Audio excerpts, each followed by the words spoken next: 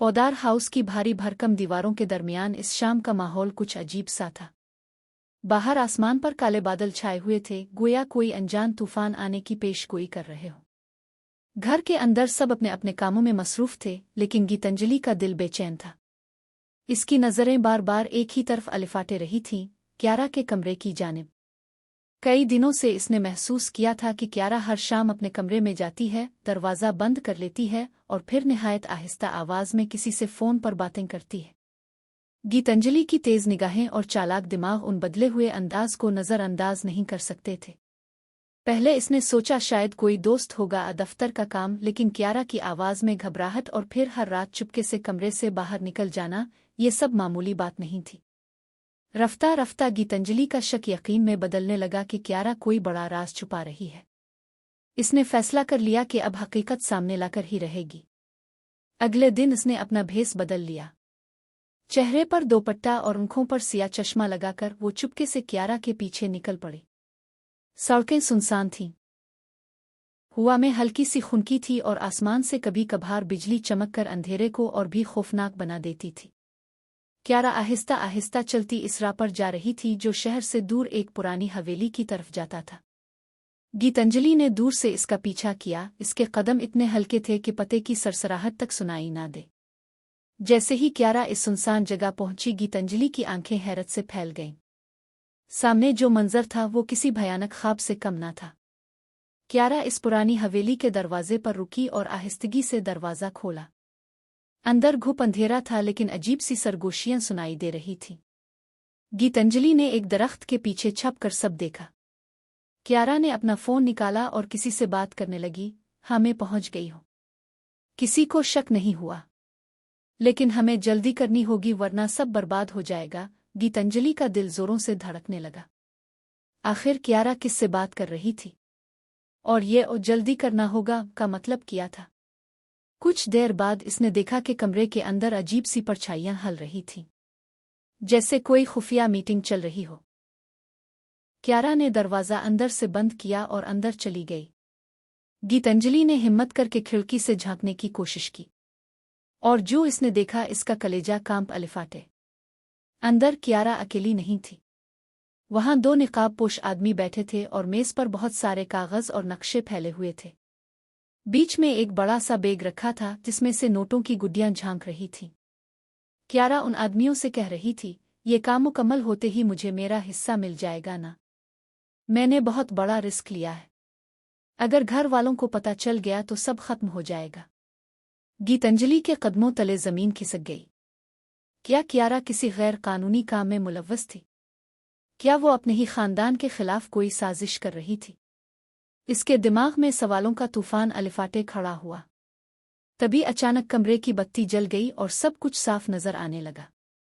उन निकाबपोशों में से एक ने अपना मास्क उतारा। वो और कोई नहीं बल्कि करश था।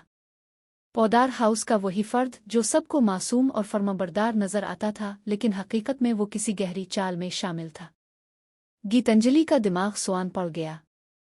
क्यारा और करश, ये दोनों आखिर क्या खेल खेल रहे थे? इसने सांस रोककर उनकी बातें गौर से सुनने लगी। करश ने कहा, तुम्हें घबरा। अगले दिन घर का माहौल बज़ाहिर मामूल के मुताबिक था, लेकिन गीतांजलि के दिल में तूफान बरपा था। वो किसी को कुछ बता नहीं पा रही थी। अगर वो सीधी जाकर सब कह देती तो शायद कोई इस पर यकीन न करता। आखिर क्यारा और करश ने हमेशा नेक और अच्छे बच्चों का लिबादा वो रखा था, लेकिन गीतांजलि जानती थी कि अब वो हकीकत से मुंह नहीं मोड़ सकती। इसने इरादा कर लिया कि पहले पक्के सबूत जमा करेगी। इसीलिए इसने खुफिया तौर पर क्यारा का पीछा जारी रखा। हर रात नए राज खुलते जाते। कभी क्यारा घंटों किसी अनजान नंबर पर फ़ोन पर बात करती, कभी कोई काला बैग लेकर बाहर निकलती जिसमें कागजात होते। गीतांजलि हर चीज़ का रिकॉर्ड रखने लगी, लेकिन जितना वो गहराई में जाती इतना ही खेल मजीद खौफनाक होता गया। एक रात जब गीतांजलि ने फिर क्यारा का पीछा किया, इसने देखा कि इस बार क्यारा अकेली नहीं थी। उसके साथ अरमान खड़ा था। वही अरमान जो अबीरा के लिए जान देने को तैयार था, जो सबकी नज़रों में सच्चा और ईमानदार दिखाई देता था। लेकिन इस वक्त वो करश और क्यारा के साथ खड़ा होकर किसी पुरअसरार सौदे की बातें कर रहा था। गीतांजलि के होश अलिफाड़ गए। क्या अरमान भी इस गद्दारी में शामिल था? लेकिन इसी लम्हे एक और चौंकाने वाला सच सामने आया। अरमान जोर से चलाया, तुम दोनों पागल हो गए हो क्या? ये घर मेरा भी है और मैं कभी तुम्हें इसे बर्बाद नहीं करने दूंगा। अगर तुमने ये खेल जारी रखा तो मैं सबको बता दूंगा, करश ने गुस्से से कहा। याद रखो अरमान, अगर तुमने जुबान खोली तो मैं तुम्हारी सबसे बड़ी कमजोरी का फायदा अलिफाटे आएगा, तुम्हारी अभीरा। इसके बारे में वो सब बता दूंगा जो तुमने अब तक छुपाया है। गीतांजलि के कान खड़े हो गए।